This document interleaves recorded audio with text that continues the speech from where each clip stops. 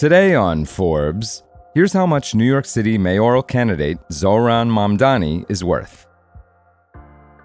At a panel in Harlem in February, New York State Assembly member Zohran Mamdani discussed a piece of proposed legislation that would strip Columbia University of various tax breaks and redirect the revenue to fund the city's university system. Mamdani's no stranger to Columbia. His father is a Harvard-educated, renowned professor there, and he grew up in university-owned housing. According to an account in the student newspaper, he told the crowd, quote, "Columbia was our first landlord." Today, Mamdani, a democratic socialist, proudly rejects the elite circles where he got his start. His mother, also Harvard-educated, is an award-winning film director. Mamdani lives in a rent-stabilized apartment, owns no car, and lists just one major asset in his financial disclosure: several acres of land in his native Uganda that he acquired at least a decade ago. And his social media-savvy outsider campaign to become New York's next mayor has carried him to victory in the Democratic primary that was held on Tuesday, where he defeated the frontrunner, former New York Governor Andrew Cuomo, who had pitched himself as an experienced hand on the wheel in a turbulent time. Mamdani and Cuomo's life stories share more parallels than one might think, given their divergent political approaches. Cuomo also had a privileged upbringing, as the son of a lawyer who eventually became the governor of New York and as the one-time husband of a Kennedy. Both men rent their apartments, though Cuomo pays almost 4 times as much for his 2-bedroom in Midtown Manhattan, and neither one owns any property in the city. Both tried to sell themselves as the true avatars of the working class, despite their upbringings, with Mamdani running on freezing rent and making New York buses free, while Cuomo emphasized public safety issues. Where they diverge is their net worth. Forbes estimates Mamdani to be worth around $200,000, 50 times less than Cuomo, who we peg at $10 million. Mamdani was born in Kampala, the capital of Uganda, in 1991, the same year his Indian-American filmmaker mother, Mira Nair, released her second movie, Mississippi Masala, starring Denzel Washington.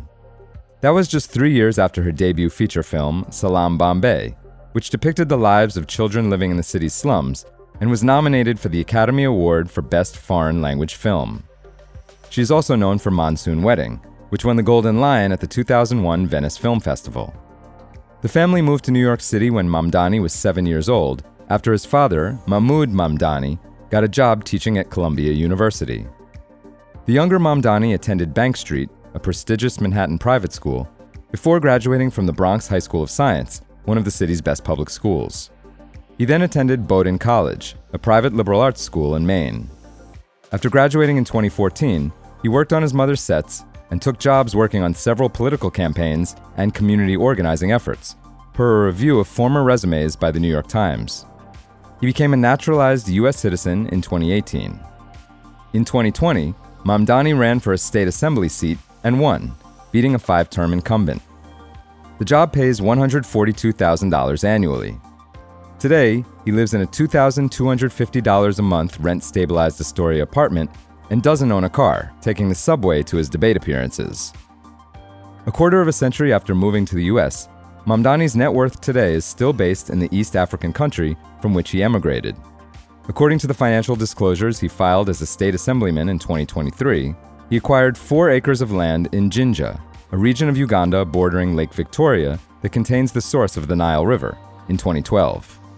He lists the land's value as between $150,000 and $250,000.